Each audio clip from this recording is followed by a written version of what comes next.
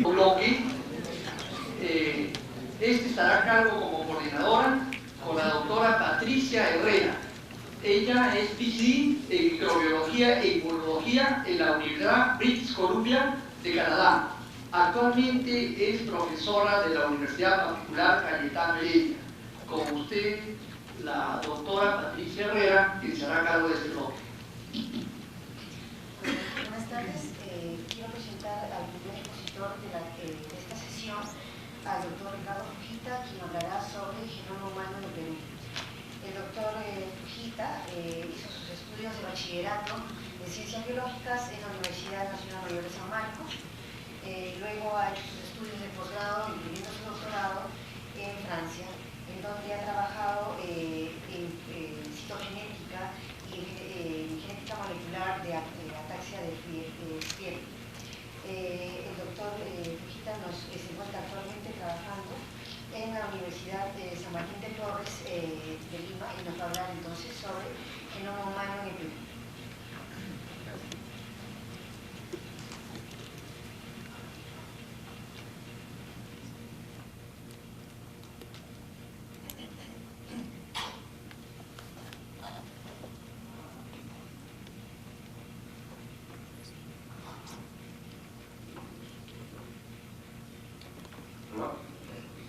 Buenas tardes, estoy muy complacido y agradecido de la invitación para participar en este encuentro de científicos internacional. Inicialmente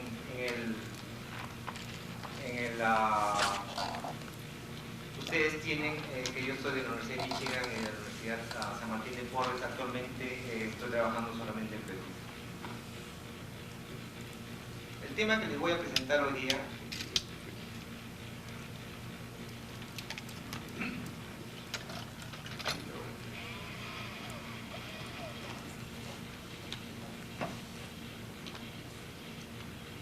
en realidad es un conjunto de ideas que he estado madurando en estos últimos años, pensando en regresar al Perú. Y se basa en la utilización de la biología molecular y la genética. Estas dos ciencias han revolucionado realmente las ciencias biológicas y biomédicas, y esto se basa en material llamado DNA, el ADN.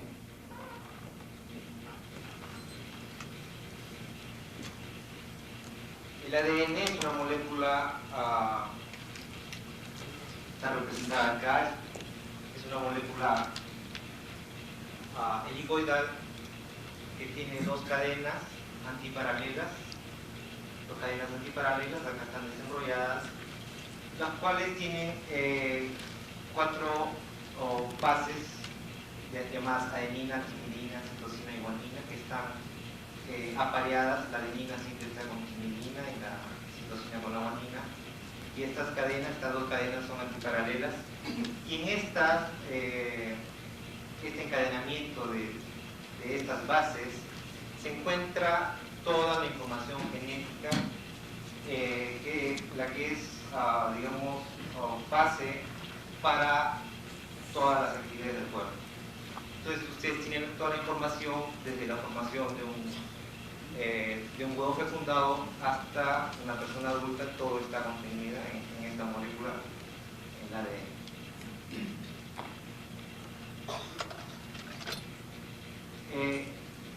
El ADN tiene dos funciones principales. Una es la replicación, o sea que el ADN se copia a sí misma, y esto permite de dar, a partir de una célula ustedes pueden tener dos células hijas y así sucesivamente, y también permite la transmisión de los caracteres genéticos en el ADN de generación en generación. O sea, el ADN se puede transmitir o se transmite de padres a hijos, y hasta pueden ustedes remontar hasta los primeros organismos que hubo en el planeta Tierra. La otra función principal del ADN es el contener la información genética, y Y esta información genética se encuentra generalmente en los organismos superiores en el núcleo y es copiada en moléculas llamadas de RNA, mensajeros. Estas salen del núcleo y posteriormente van al citoplasma para ser traducidos en un código llamado de codones, los cuales se van a formar proteínas que son los componentes estructurales y funcionales de nuestro cuerpo, de cada una de nuestras células. El genoma humano está, digamos, la definición del genoma es la definición de todo el material genético en una célula humana. El genoma humano nuclear, en su contenido haploide, o sea, en un juego, contiene 22 cromosomas y los cromosomas sexuales. En todos estos cromosomas se calcula alrededor de 3.000 millones de pares de bases de esos nucleótidos. Y en estos nucleótidos están contenidos entre 50.000 a 100.000 genes que componen la carga genética del ser humano. Curiosamente, solamente parte del genoma contiene genes. El resto del genoma está interrumpido por secuencias de ADN que todavía no se sabe lo que contienen, y le llaman en inglés el junk DNA o el DNA cachivache, que está ahí haciendo bulto, pero nadie sabe por qué. No necesariamente no tiene ninguna función, sino que no conocemos todavía la función. Otro componente del material genético es el DNA mitocondrial. Las mitocondrias son organelas que viven dentro de las células y son pueden encontrarse entre cientos a miles de estas mitocondrias dentro de cada célula. Este genoma especial no es como el genoma de los cromosomas, que son lineares, sino es un DNA circular y se conoce exactamente, ya sea secuenciado uno a uno, está formado por 16.569 pares de bases. Y esta mitocondria contiene solamente 37 en comparación con los por lo menos 50.000 del genoma nuclear.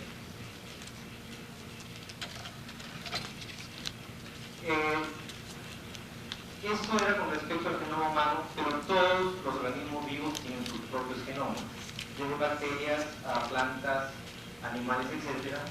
Y los genomas no son entes estáticos, sino que están cambiando, están evolucionando, y esto es debido al proceso de mutaciones.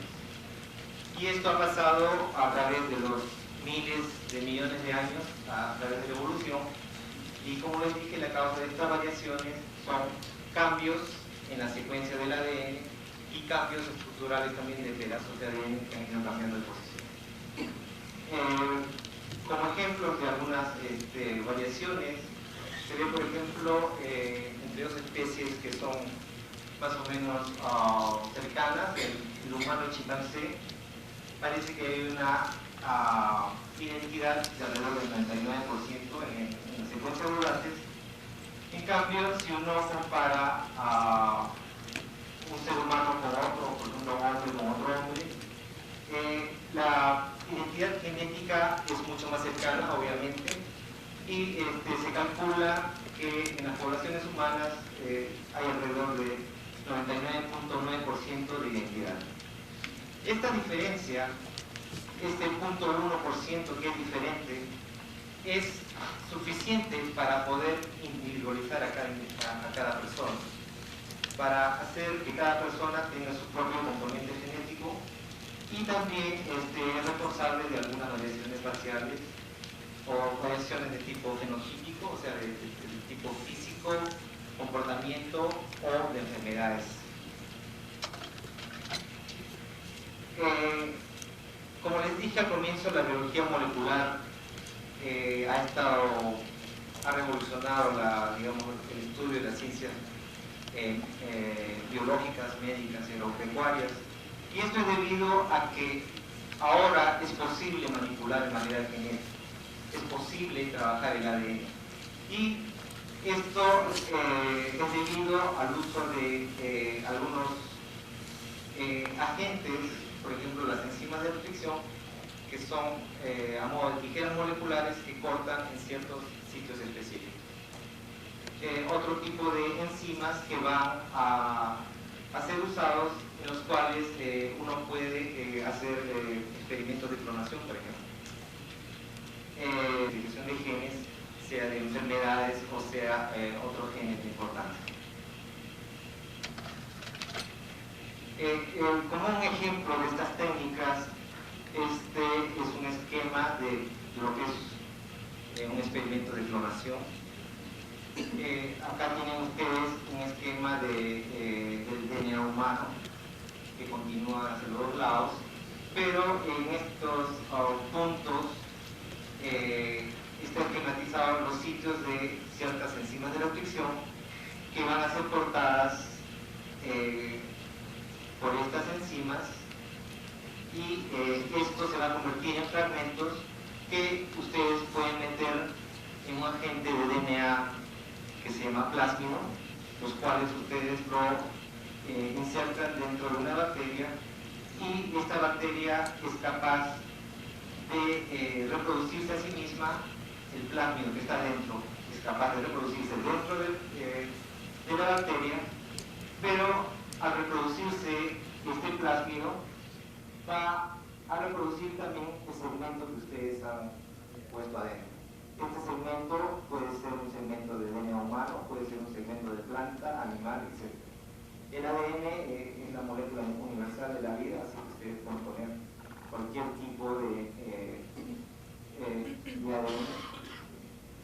Lo insertan dentro de una bacteria y lo pueden cultivar en colonias conteniendo el DNA que ustedes quieran. El genoma humano, el proyecto de genoma humano, nace como una necesidad de poder analizar todos los genes, sobre todo los genes que producen enfermedades genéticas. Estos genes eran estudiados por laboratorios individualmente, y muchos hacían el esfuerzo de tratar de clonar genes, de tratar de secuenciar, etc.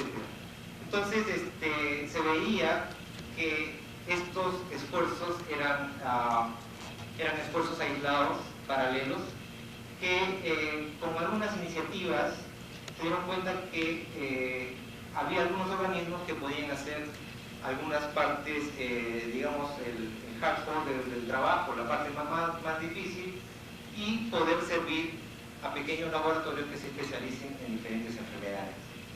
En estas iniciativas, por ejemplo, está el Departamento de Energía de Estados Unidos, que tenía experiencia trabajando en genética, pero de radioactividad, o sea, estaban preparándose para las guerras nucleares, entonces veían, digamos, los efectos genéticos de las radiaciones.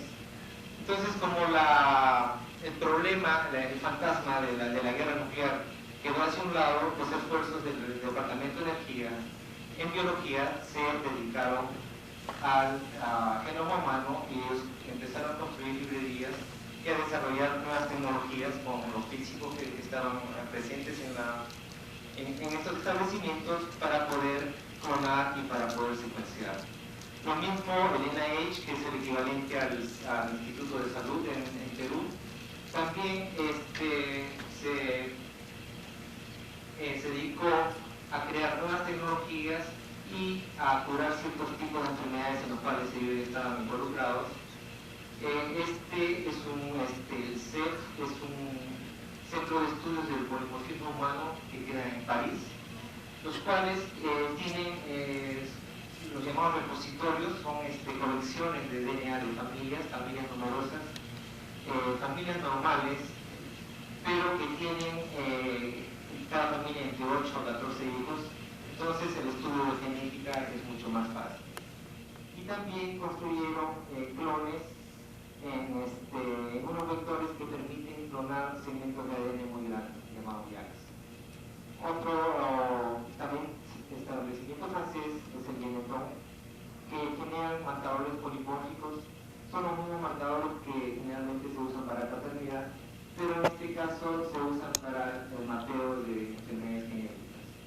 Hay otros organismos, por ejemplo, este es un organismo internacional llamado UO, que coordina los diferentes trabajos bipartitas, etcétera, entre países desarrollados y eventualmente países en desarrollo. Y también dentro de la iniciativa del genoma humano, pongo este ejemplo, pero hay varios, son consorcios de la industria con la universidad y se ponen a trabajar cosas juntos. Por ejemplo, Merck en Estados Unidos con la Universidad de Washington están secuenciando cientos de miles de genes, los cuales van a estar al acceso de todas las personas que quieran estudiar. Aparte de conocer la secuencia entera del genoma, es establecer la posición de los diferentes genes, produzcan o no produzcan enfermedades, aislar los genes que producen las enfermedades genéticas, y una vez que se aísla el gen y se puede vislumbrar la proteína, se puede deducir el mecanismo molecular de estas proteínas en el estado normal y en el estado patológico. Entonces ustedes pueden tener con esto la idea primaria, la causa primigenia de una enfermedad genética. Otro aspecto del proyecto del genoma humano, a pesar de que se llama humano, es no solamente analizar el genoma de Homo sapiens, sino también están analizando genomas de otros organismos como bacterias, drosófila, que es la moja de la fruta, etc. Organismos que han sido estudiados fisiológicamente y de los cuales se puede sacar ventaja, digamos, este conocimiento fisiológico para aislar los genes y poder explicar todos estos procesos fisiológicos.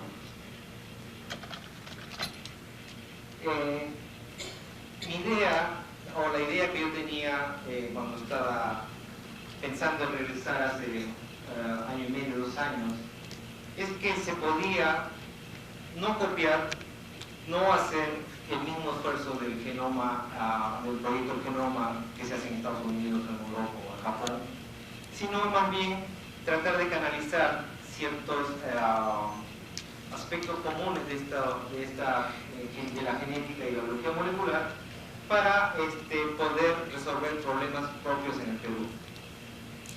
Entonces, la visión de esto sería un esfuerzo pluridisciplinario, multisectorial para el desarrollo integrado de la ciencia y tecnología al servicio de las necesidades peruanas. El Perú tiene algunas características que son muy propias. Entre ellas, parece que es uno de los países más ricos en biodiversidad. Tiene, creo, una de las tasas más grandes en especies animales, vegetales y quizás microorganismos también. Somos un país, digamos, privilegiado en la multitud de diferentes grupos étnicos y lingüísticos que existen actualmente y que han existido hace cientos y miles de años, pero que no conocemos muy bien. Y también, ligado a eso, es un país, nadie puede negarlo, de una riqueza histórica y arqueológica muy grande. Entonces, en ese marco, es lo que le voy a presentar rápidamente, lo que yo estaba pensando como estudio del genoma de Perú. Una son, creo que pueden desarrollarse iniciativas y también estudios de poblaciones antiguas, o sea, estudios del ADN, de esqueletos, memorias, y poder ver si hay una correlación entre los grupos antiguos y los grupos modernos. Otra cosa que se puede explotar en el Perú es el estudio de especies nativas. Tenemos especies medicinales, especies que son que pueden tener uso industrial, etc. ¿Cuántos minutos más? ¿Un minuto? Me quedó más de la mitad, pero bueno. Finalmente, tenemos los organismos patógenos que son propios endémicos del Perú, que producen enfermedades específicas en nuestro medio. Y también creo que el desarrollo de la biotecnología o de la biología molecular y la genética puede ser la base tecnológica para los nuevos usos de la biotecnología. Creo que acá termino porque si no me queda mucho. Gracias.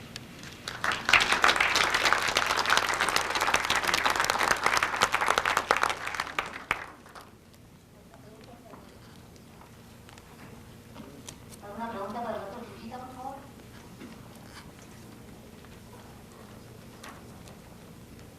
Yo quería hacer un comentario solamente en el sentido de que dentro de los puntos finales que ha presentado, yo creo que la identificación de resistencia a enfermedades, creo que es interés a nivel mundial de muchas empresas que están metidas en esto de la biotecnología, la ingeniería genética. Yo creo que es un rubro a investigar por parte del Perú antes de que otros lo hagan, porque lo curioso es de que más saben sobre el Perú fuera del Perú que dentro del Perú. Sí, gracias. Dentro de los slides que tenía había hablando de especies nativas, hay un punto que es la bioprotección, lo que le llaman la piratería génica, que es la gente de las multinacionales que va a los países los cuales ellos quieren preservar como vírgenes y conversar con con la gente, digamos, no nativos, los chamanes o la gente, los curanderos, gente que sabe saber cuál es la propiedad de cada planta y agarran la planta y se la llevan a su laboratorio y la pueden reproducir in vitro. Después no la venden patentada.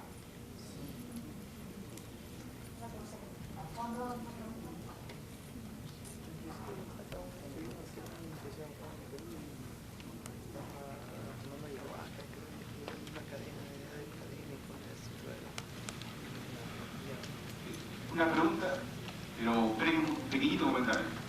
Es así, en Brasil, alrededor del genoma, están estudiando el genoma de un bicho que no recuerdo el nombre, que tiene una plaga de naranja. Entonces, es el proyecto de mayor inversión que tiene el Estado de São Paulo. Entonces, es una cosa concreta, en el sentido de que la producción de naranja caería en un porcentaje determinado, del orden del 10 a 15% de la pérdida. Entonces, el grupo multidisciplinario que usted manifestó integró directamente a resolver ese problema de ese bicho, abriéndose de la tendencia de estudiar el genoma humano que está siendo promovido por Estados Unidos, ¿cierto? Entonces sería interesante si existiera alguna propuesta suya de qué tipo, por ejemplo, de bichos que podrían acarrear desperdicios a nivel de sea la agricultura u otras plagas se podría tratar. Esa es la primera. Y la otra, el mínimo de equipo que se requeriría para encarar un estudio, por ejemplo, de un bicho de estos pequeños. Justamente el hecho de que es multidisciplinario, porque yo no sé muchas cosas. Y en estos campos de agricultura no tengo digamos, mucha idea o qué es lo que cuáles son los problemas en Perú.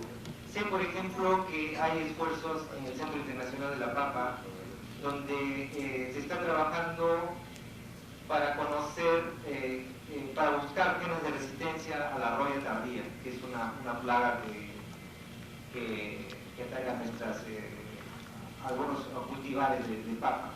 Pero en otras cosas no conozco. Pero yo creo que un comentario es muy bueno y lo que está realzando es realmente la necesidad de unir esfuerzos de diferentes sectores para poder desarrollar estos puntos para encarar problemas, digamos, específicos.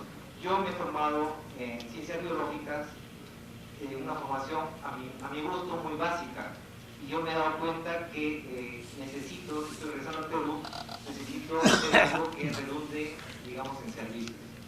En cuestiones de costos, yo creo que podría ser para una cuestión opción muy básica, por lo menos para tipificación de vectores o hospederos o virus que produzcan ciertas enfermedades agrícolas, por ejemplo. Yo creo que con $50.000 podrían estar tipificándose.